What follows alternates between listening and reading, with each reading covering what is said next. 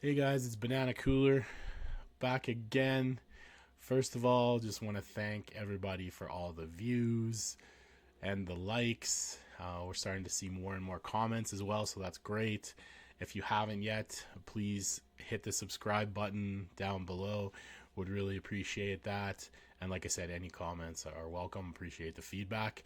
Today I'm going to do Falcons only NFL draft review for 2024's draft.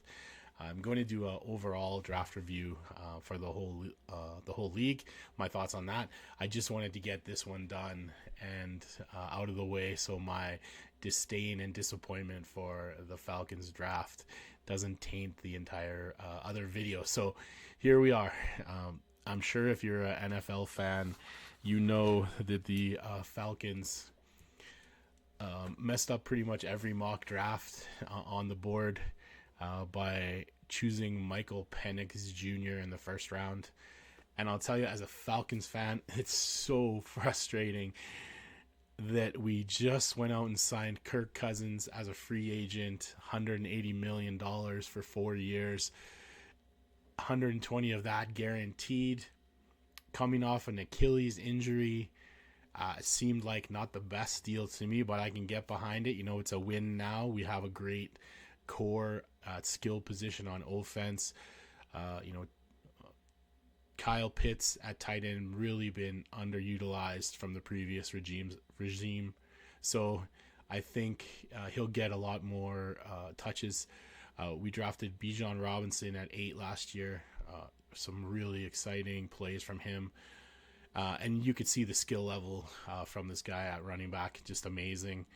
We also drafted Drake London 2 years ago. Has been spectacular in my opinion. I think he's been fantastic. Really good wide receiver. Can make some really great circus catches. Made a few last year, and they're doing all of this, without top 25 quarterbacks. So I could see the reasoning of going out and getting Kirk Cousins. I didn't love it.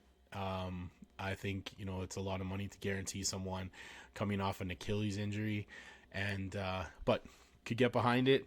Then we head into the draft on Thursday night, and the GM decides to take Michael Penix Jr. And I feel bad for the kid because he's a great quarterback. I think he was, to me, I think he was the third best quarterback in the draft. He's definitely the most NFL ready, in my opinion. He's going to be 24, play with Washington, has a great arm. Nothing against him. I mean, he does have some injury concerns, some major injury concerns, but it just doesn't make sense. You sign Kirk Cousins, you say you're ready to win now, then you have the 8th pick in the draft.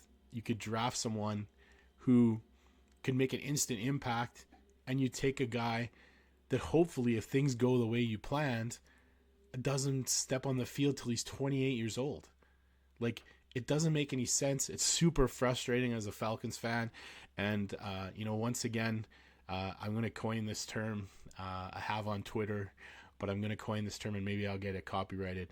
We are falconing. And this is what the Falcons do. They're always falconing, whether it's being up 28-3 in the third quarter in the Super Bowl and not running the ball and running the clock. Thank you, Shanahan. Whether it's, drafting Andre Bruce in the draft before, whether it's taking Jamal Anderson in the draft, and you're going to miss on picks, but we just are legendary at this shit, and it's just super frustrating. Penix is a reach at 8. We had a lot of needs coming in. We needed an edge. We needed a quarterback. We needed a receiver. We needed, many things. You could have traded that 8th pick, went back in the draft a few spots because apparently a lot of people wanted Penix, and you could have got an edge and an extra draft pick. It just doesn't make sense. No one can explain it to me or try and tell me, oh, this is like Green Bay when they drafted Jordan Love. Green Bay was an established team. They were great. Jordan Love was 21. He's not 24. It's just you can't compare it. It's apples to oranges, right?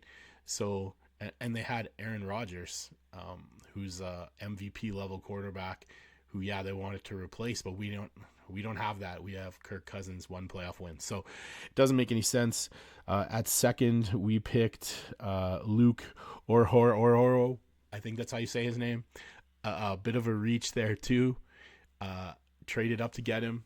Most people thought we wouldn't need to trade up to get him, but we did. And then, the third pick that we took in the draft, Bralen Tice, an edge. So we finally got the edge, but we passed on so many good edge rushers in the first round by taking Penix. We picked a defensive tackle in the fourth, in the fifth, a linebacker in the sixth, a running back.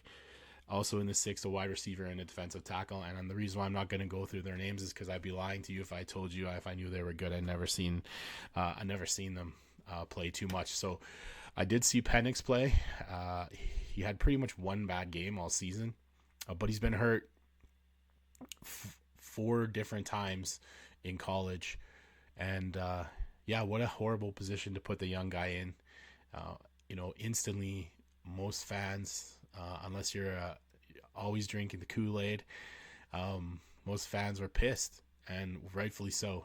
You can't make sense. It's a 2 timeline scenario. The timelines will never interchange, because if you sign Kirk Cousins and you think he's not going to be ready or not going to do well, why did you pay him $180 million? And if you think Michael Penix is going to be a great starting quarterback, why did you draft him 8 for him to sit on the bench? Because that's ultimately, as a GM, what you're hoping will happen, because your star, super high paid quarterback who is going to cost us draft picks for talking too much, and we're going to get charged with tampering there as well. So that's another thing too, but doesn't make any sense. Super disappointing. Once again, we are falconing, but I've been with this team since '89, and I will stay with this team. It's just sometimes so painful. So anyways, those are my thoughts, guys. I'll be uploading another overall draft video, so please make sure you watch that one as well. And like I said, like, comment, subscribe. It's really great to see all the views, and I really appreciate it. So thanks a lot.